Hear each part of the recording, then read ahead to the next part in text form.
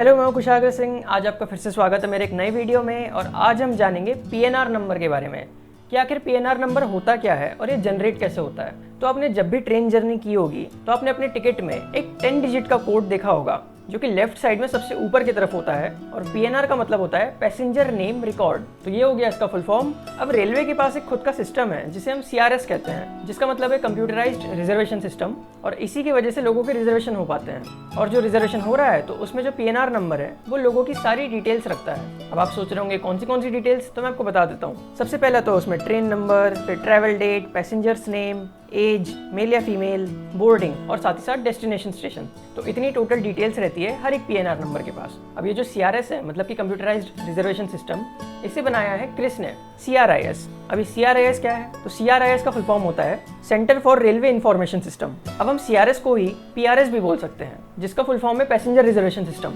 अब आपके मन में एक और डाउट आ रहा होगा कि इतनी सारी डिटेल्स आखिर स्टोर कौन करता है, मतलब कहाँ जाती है इतनी डिटेल्स। तो मैं आपको बता दूं, इंडिया में टोटल 5 डाटा सेंटर्स हैं जो कि पीआरएस की पूरी इन्फॉर्मेशन रखते हैं।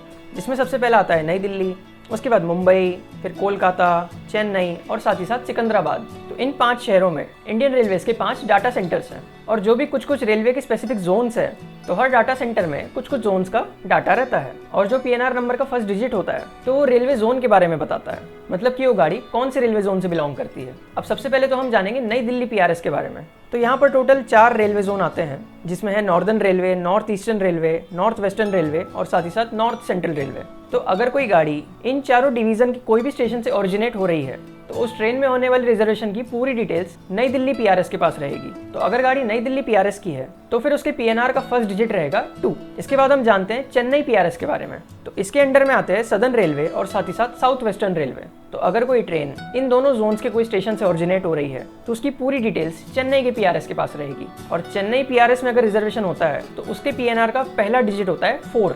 इसके बाद हम आते हैं मुंबई पीआरएस पे। तो मुंबई पीआरएस के अंडर में आता है central railway, west central railway और साथ ही साथ वेस्टर्न रेलवे। तो अगर कोई गाड़ी ओरिजिनेट हो रही है इन तीनों जोन के कोई स्टेशन से तो फिर उनका पीआरएस मुंबई आएगा और उनके पीएनआर का फर्स्ट डिजिट चालू होगा 8 से। इसके बाद हम आते हैं कोलकाता पीआरएस पे। तो कोलकाता पीआरएस के अंडर में जो रेलवे जोन्स आते हैं वो है north frontier railway, east central railway, eastern railway, east coast railway, south eastern railway और साथ ही साथ साउथ ईस्ट सेंट्रल रेलवे।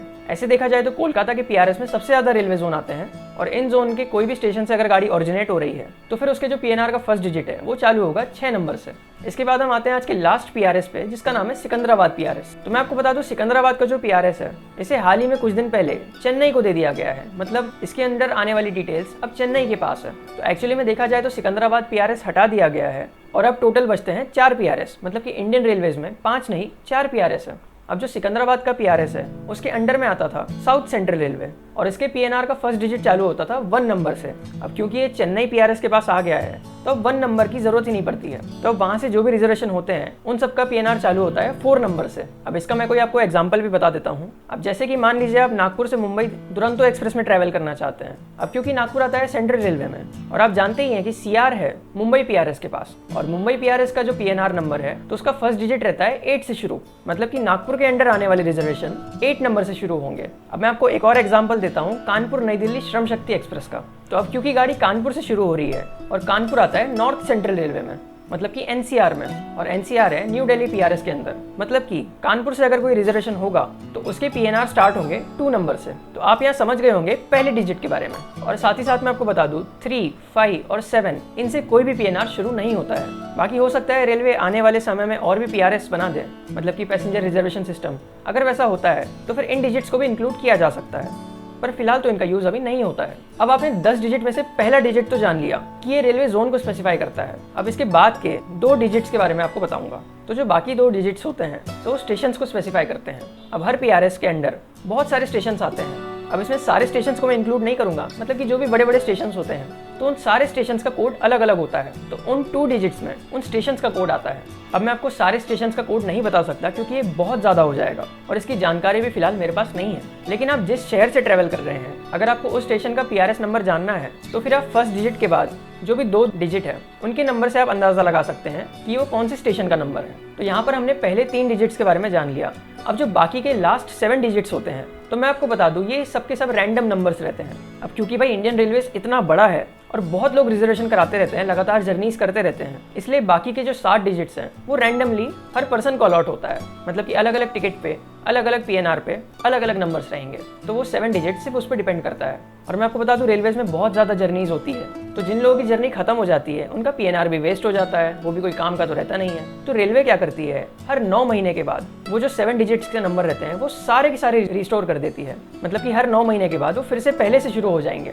तो यहाँ पे आज आपने काफ़ी अच्छे से जान लिया होगा कि PNR नंबर क्या होता है। उसका फर्स्ट डिजिट होता है जो रेलवे जोन्स को स्पेसिफाई करता है, उसके आगे के 2 डिजिट्स जो होते हैं वो स्पेसिफाई करते हैं कि वो कौन से स्टेशन का है, मतलब कि उस जोन के कौन से स्टेशन का है। और जो उसके लास्ट के 7 डिजिट्स होते हैं वो तो बिल्कुल रैंडमली नंबर होते हैं, जो कि हर 9 महीने में रेलवे वापस से रिस्टोर करती रहती है। अब मैं आपको एक और चीज़ बता दूँ, इसको आसान बनाने के लिए हर टिकट में PRS भी लिखा जाता है। वहाँ पे आप देखेंगे सबसे राइट कॉर्नर पे PRS CSTM, PRS NDLS ऐसे भी लिखा जाता है, जिससे कि अगर आप डिजिट्स भूल भी जाएं तब भी आप समझ जाएंगे कि आपका टिकट कौन से PRS के अंडर में आ रहा है। तो आई होप आज आप समझ गए होंगे कि PNR नंबर को कैसे जनरेट करते हैं और आखिर PNR नंबर होता क्या है।